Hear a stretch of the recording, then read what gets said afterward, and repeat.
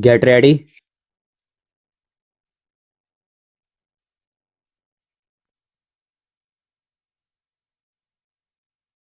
Start. Mr. Deputy Chairman, sir, I rise to support the bill as it proposes to amend the Constitution in a manner so that the most important and the urgent need of our people may be included in our Constitution as fundamental right.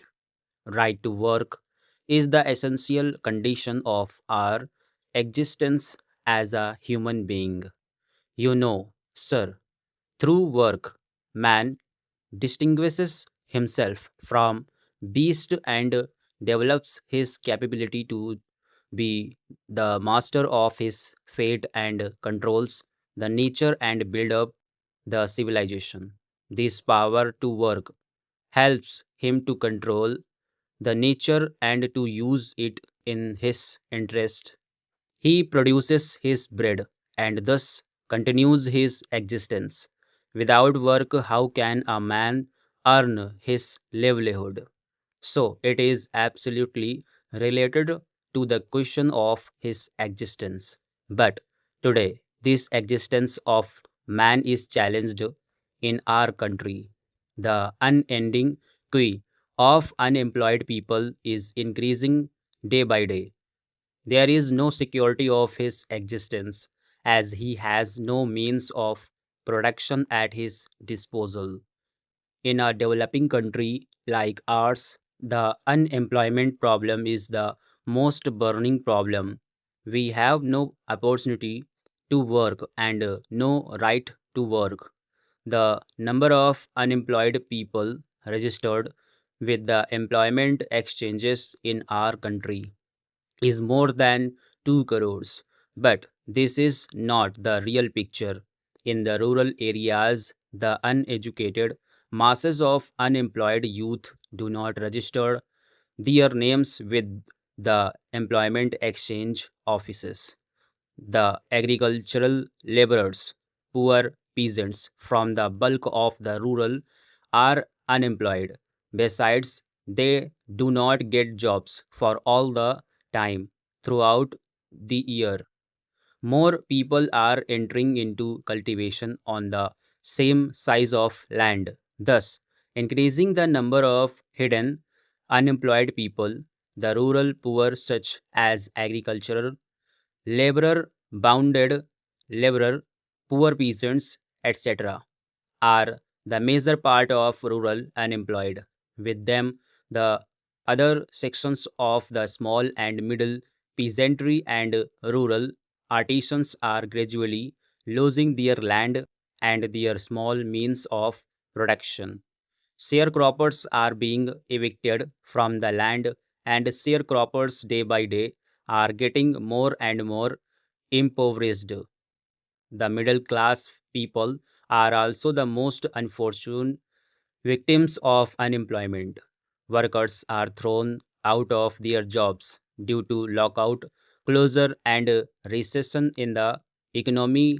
Taking all of them together, the number of unemployed in our country works out to be more than 6 crores. But how can they live without a job after 65 years of our independence? The ruling class is far behind. In getting these people out of this problem, we are making plans one after another. But what is the result? After the first 5-year plan, the number of the registered unemployed people stood at 20 lakhs. After the second 5-year plan, it rose to 35 lakhs. After the third 5-year plan, it crossed the line of 53 lakhs. After the fourth plan, it was more than 80 lakhs and now it is 2 crores. This is the reality. In spite of the ruling party's tall talks of socialistic pattern of society, democratic socialism and ultimately socialism and new economic program, the ruling party have been crying from the housetops about the so-called socialism in our country. The number of unemployed in the country has been increasing because their socialism is a fake socialism and it is to deceive the people only. They talk of socialism only because they know people love and like it.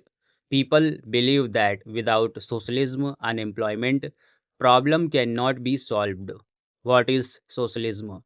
It is only the scientific socialism, which is the real socialism and which abolishes exploitation of man by man, which abolishes private properly system in the economy, which takes the means of production in the hands of the state and which guarantees the right to work.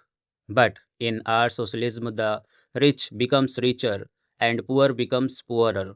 This is really capitalism under the guise of socialism. This is fake socialism, and this is only to deceive the people.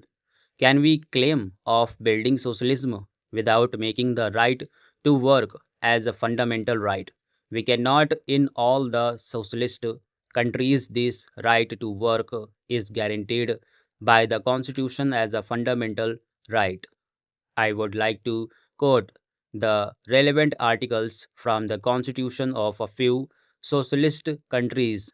Article 40 of the erstwhile USSR constitution says that the citizens of the USSR have the right to work, that is to guaranteed employment and pay in accordance with the quantity and quality of their work and not below the state established minimum, including the right to choose their trade or profession. Article 49 of the Constitution of China says citizens have the right to work.